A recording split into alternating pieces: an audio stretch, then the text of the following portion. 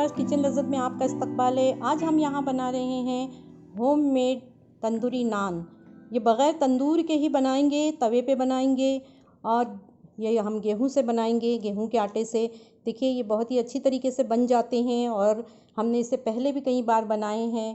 हमें तंदूर जाने की ज़रूरत नहीं होती, बाज़ार और मार्केट से ख़रीदने की ज़रूरत नहीं होती, क्योंकि वो मैदे के बने हुए होते हैं और कुछ लोगों को डाइजेशन प्रॉब्लम भी करते हैं। तो हम अपने घर में ही बनाएंगे इसे गेहूं के आटे से। तो आइए देखते हैं इसे कैसे तैयार करना है, बहुत ही इजी तरीके से और बहुत ही आसान टिप्स के साथ। होम मेड तंदूरी रोटी बनाने के लिए हमने यहाँ पर 2 कप गेहूं का आटा लिया है। ये वही आटा है जिससे हम रोटी बनाते हैं। इसको हमने अच्छी तरीके से छान लिया है, आप भी इसे छान लीजिएगा।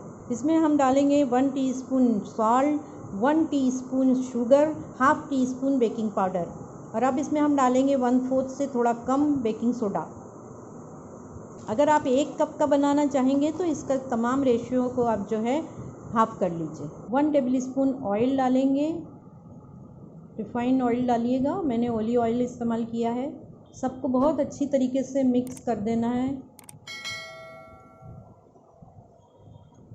ताकि बेकिंग पाउडर और बेकिंग सोडा जो है इसके अंदर मिक्स हो जाए और सब जगह से इवनली ये घुल जाए रोटी। 1/3 कप योगर्ट डाल रहे हैं।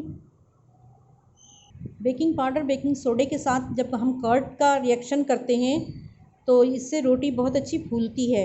और लीक वार्म वाटर से जो है, नीम गर्म पानी से हम इसे गूंदेंगे। थोड़ा थोड़ा पानी डाल के आप डो बनाइए। एक सॉफ्ट डो हमें बनाना है। देखिए आटे को जो है 4 से 5 मिनट तक अच्छी तरीके से नीट कीजिए और स्मूथ डो बनेगा। तभी इसका हल्का सा हम ऑयल हाथ पे लेके इसको लगाएंगे। देखिए अच्छी तरीके से पंच कीजिए इसको,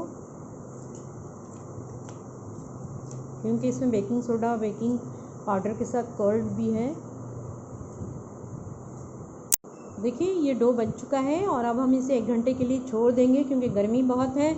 अगर सर्दी का मौसम है तो इसको 2 घंटे के लिए आप छोड़ दीजिए। होम मेड तंदूरी नान बनाने के लिए देखिए ये हमने जो रखा था अभी आटा गूंद के, अच्छी तरीके से राइस हो गया है।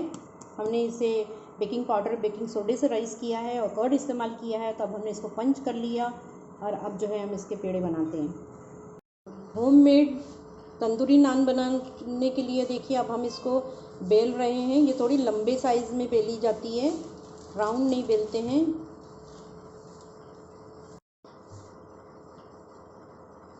थोड़ी करलौंजी जो है इस पर स्प्रिंकल कर दी है हमने और इसको अब हम बेलेंगे। थोड़ा सा इसको लॉन्ग शेप में बेलेंगे, खींच लीजिएगा ऊपर और नीचे की तरफ, तो ये लॉन्ग हो जाएगी। देखिए अच्छी तरीके से बिल गई है और इसको उल्टा कर लेंगे और इस पर हम लगाएंगे पानी। ब्रश से लगाइए या उंगलियों से लगाइए, पूरी तरफ लगना चाहिए, कोई चीज़ इसकी जो है बग़ैर पानी से ना रहे। इसको हमें तवे पर चिपका देना है।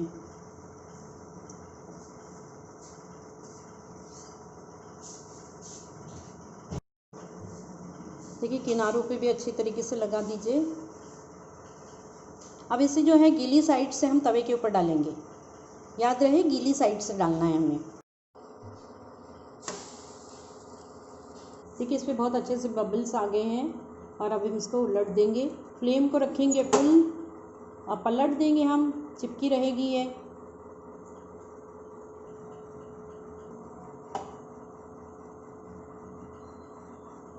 इसको घुमाती रहिए तवे को, वरना एक तरफ जल जाएगी। ये चारों तरफ से होना चाहिए। देखिए इसको बहुत ही ज़बरदस्त बनी है, बिल्कुल जैसे आप मंगाते हैं तंदूर से, बिल्कुल ऐसी ही बनी है। होममेड तंदूरी नान आयरन के तवे पे बहुत अच्छी तरीके से बनती है। नॉन स्टिक पे मत बनाइए।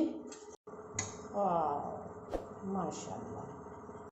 व्यूअर्स यहाँ होममेड तंदूरी नान बन के तैयार है। देखो बिल्कुल परफेक्ट बने हैं, ढाबे जैसे।